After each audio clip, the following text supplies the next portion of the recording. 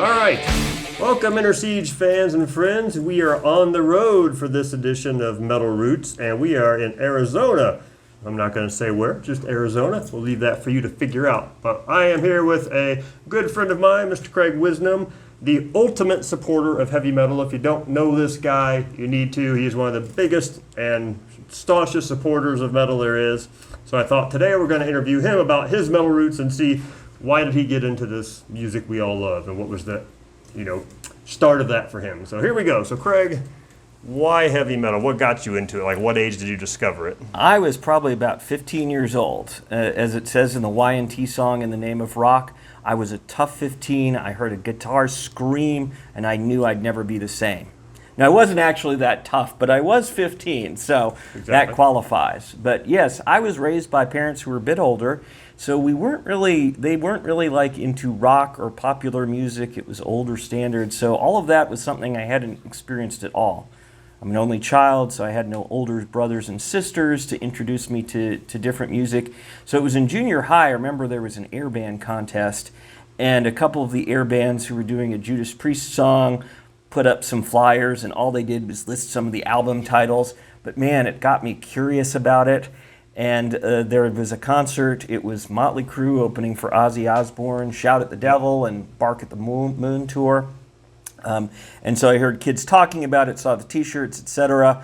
And so it just kind of encouraged my curiosity about this, and it just seemed interesting. It wasn't what I thought of as rock or pop music, because it had that edge, that story. And so I started listening to the local radio station, which at that time, kind of your classic regular radio station, was playing Bark at the Moon Ozzy, Defenders, Judas Priest, Motley Crue, Shout at the Devil, Scorpions, Love at First Sting, and I started taping those off the radio, and then I still remember I was sitting outside on my parents' porch. It was raining a little bit. They were having a party, and I was playing Metal Health, and I just felt that power, that epiphany of the power of heavy metal touch my heart, and it's truly never been the same. Awesome. Even though Quiet Riot isn't exactly maybe what we look at now as the purest metal, you still got just enough of that power feeling in your soul and your spirit to think this is something very special. Well, you mentioned obviously Quiet Riot, and you mentioned some other bands, but what were some of the other early on bands that you got into with metal? I mean, those were the things I was taping off the radio. I went to Target with my parents, and they had all the kind of big records and cassettes for sale, and they were selling. The new releases were like $5.99 on sale for $7.99. So I was looking at Love at First Sting because I taped some of those songs off the radio, and I'm like, well, I've been taping these, but if I actually spend money on this, I think I'm really committing myself to this music. But I went ahead and bought it. Next one was Motley Crue, Shout at the Devil. Then a couple of Judas Priest tapes out of the bargain bin. Not quite as good as Defenders, Best of Judas Priest, and Sin After Sin. And that really got me started rolling. So did you find when you first got into metal, were you sort of alone in your love for it? Did you find any kindred spirits, or was it kind of like, this is just my thing and I'm the only guy listening to this that I know of? It was very much, this is my thing, which is funny given how popular the music was. Obviously, you said you saw other kids going to these concerts and such, but at least among my relatively small circle of friends, people weren't really into that. And for many years, there were none of my close friends that liked that type of music. Some of them grew to appreciate it and enjoy it, but at the time they're like, oh, you should listen to real music like Madonna and, Right. Robert Palmer and Falco and things like this. So it was kind of, but that always fit the feeling of heavy metal, the feeling that it was somewhat of an outcast genre, something for the people who weren't, maybe it seems paradoxical, but especially heavy metal itself. The Dio, the Judas Priest, the Iron Maiden wasn't for the people just out at the parties drinking and stuff like that.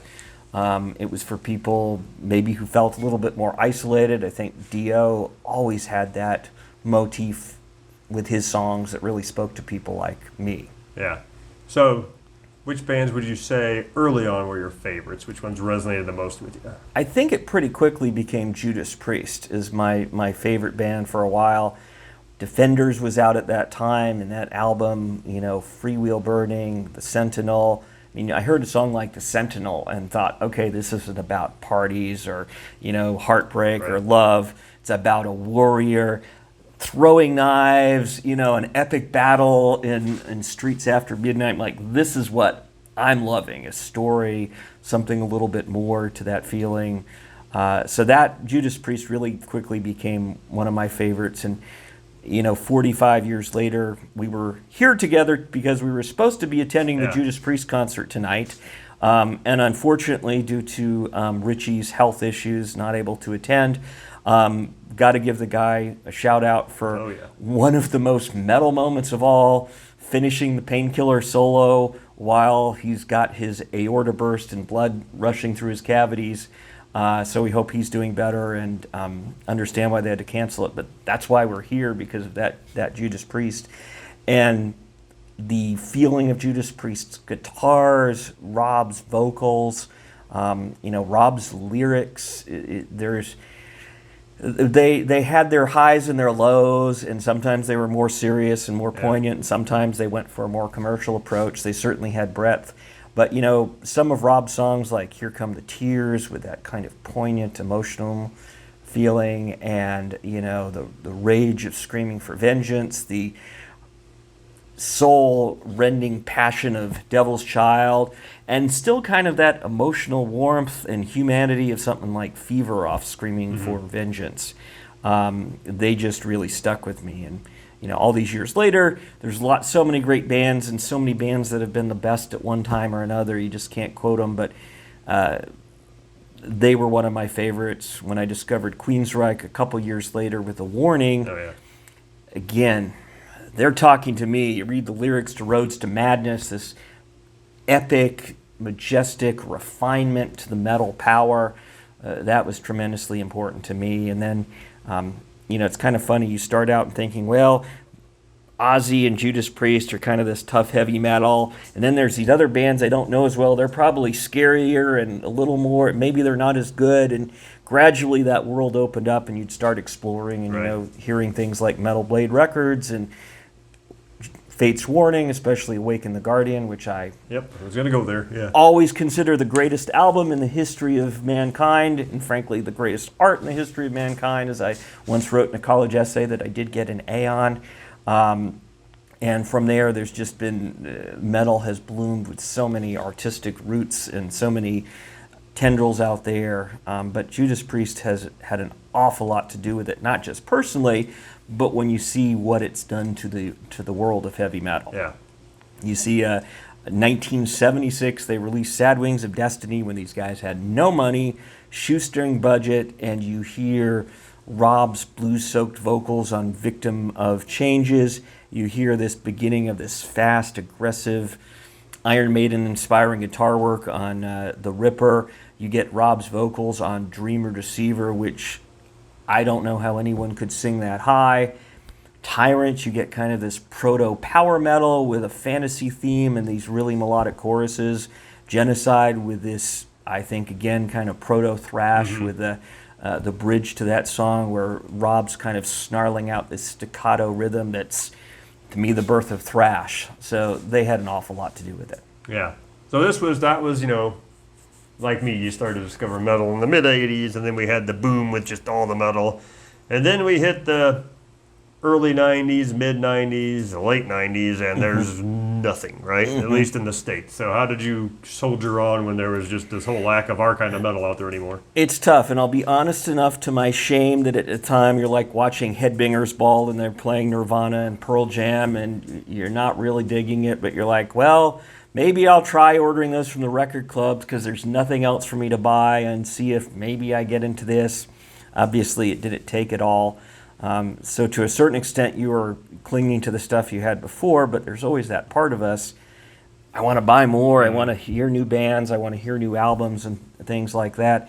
So, there were connections with people like Dennis Golby at Sentinel Steel, who had a magazine, and when I first read that, especially in the 90s, and he was not only talking about the metal of Judas Priest and Iron Maiden, but some of the more obscure offshoots of those that were still going, like Vipers, Theater of Fate album at that time, and then the singer left to Angra. and bands like Rage and Running Wild and Halloween and Gamma Ray. So you had a connection with people like that. You had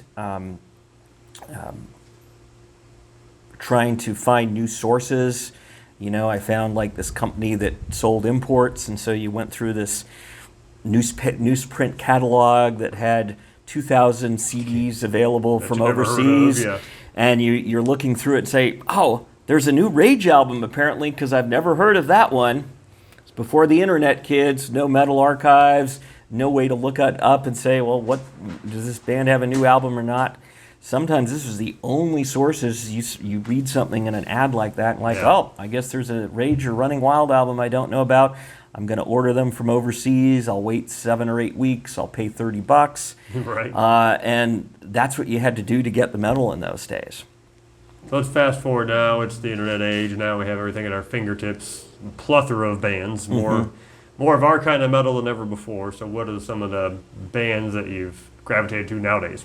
It's exploded. I mean, it seems these days I could buy as many albums in a week as I could buy in a year in the 90s of, what I consider my style of metal, which is, has some traditional roots, has power, has melody, has good lyrics, nothing too out of the ordinary. But it's great to hear bands that can kind of take that feeling and that appeal and that sensibility, but bring with it their own freshness.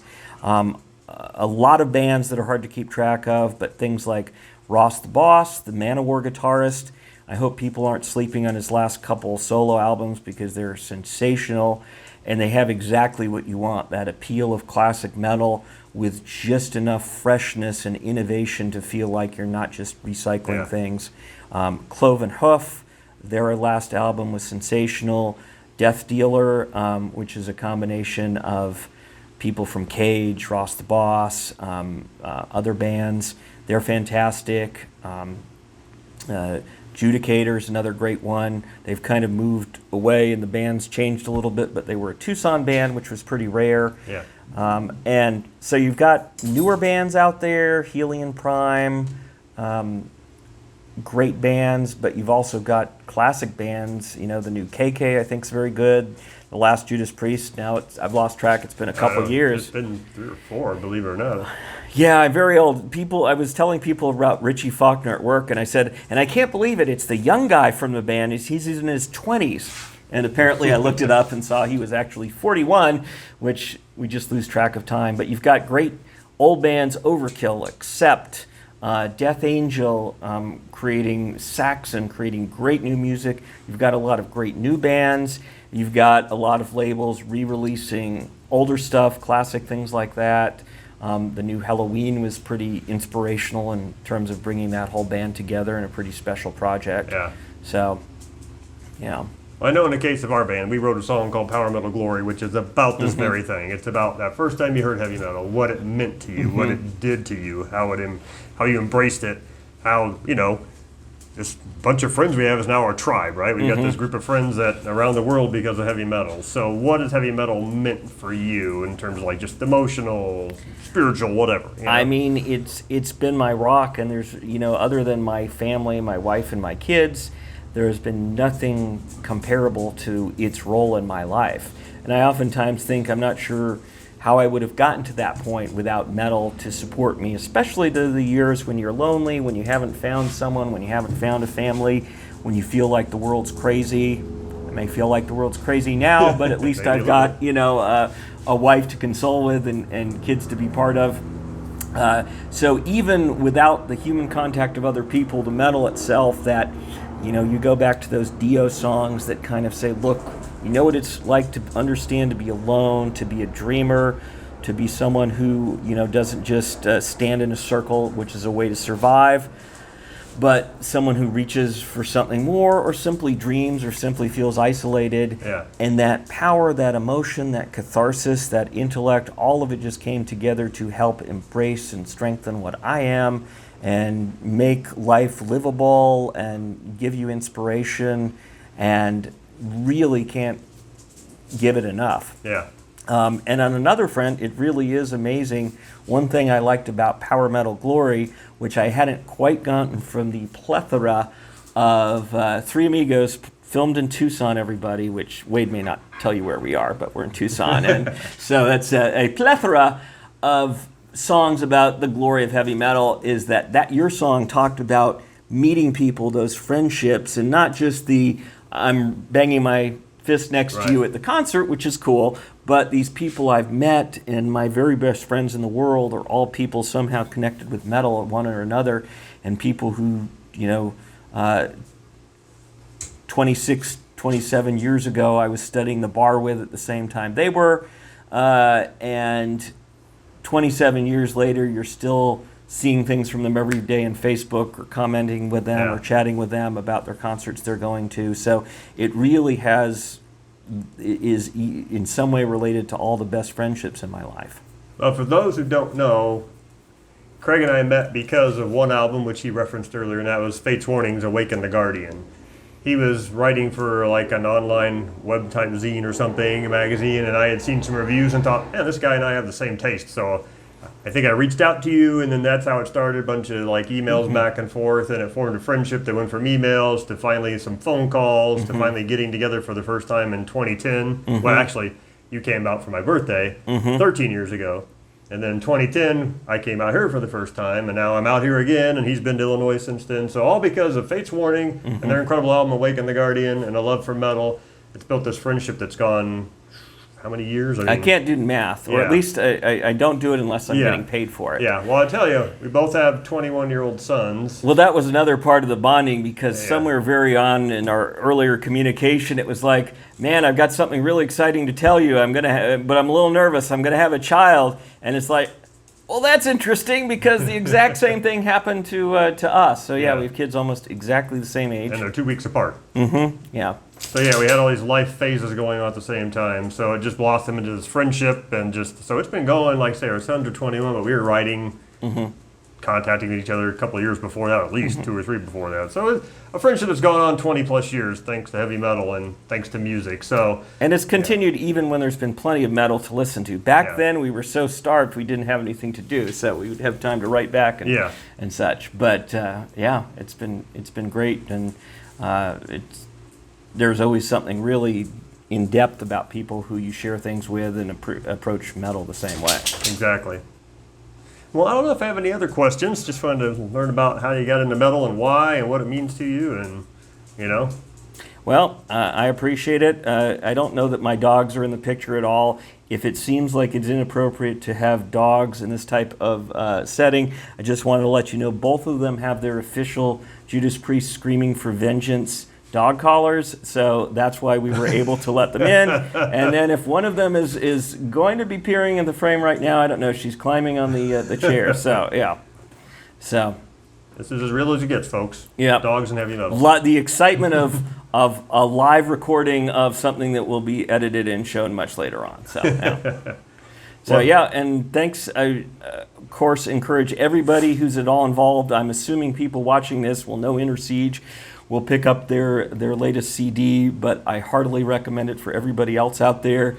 Of course, do your best to support the artists however you can. I'm still an old school CD person. I'm not a record collector because I upgraded to CDs in about 1987 and haven't looked back since. But I love the ability to have the digital copies I make of the music, but also the physical copies and the artwork and everything else. And I think the people that make the music love it when people appreciate their CDs. I think artists make CDs and maybe records for a reason and not just the digital because there's just something special that you don't get when there's no something you can hold. I think especially in our genre, of heavy metal, I mean, people put time and thought into packaging. Everything from the cover to the inner sleeve to the fold-out booklet to the lyrics to the thank you list. It's just not the generic, you open it up and it goes, oh, CBS Records or whatever, and that's it.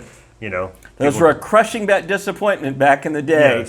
Yes. You get those ones from the record club and you open it up and it's just like a white insert. It's like boring. But that's what I've always loved about heavy metal. I look back to the classic albums, Iron Maiden, Judas Priest, these awesome covers, this awesome artwork, the cool sleeve when you pulled the vinyl out that had a band collage on one side, lyrics on the other, Always include your lyrics, folks. Always include your lyrics. Yes. So I think our genre, yes, it's the total package is important. People put work into it, and it's important to us. So yeah, one of the best artwork ever is on metal records. So. So, well, everybody, thank you for watching. If you did make it this far, we appreciate it. Thanks for watching Metal Roots, coming to you live from Tucson, Arizona, with my buddy Craig and his dogs Stella and Luna, who are also maybe in the shot here. So, we look forward to seeing you on the next installment of Metal Roots. Take care.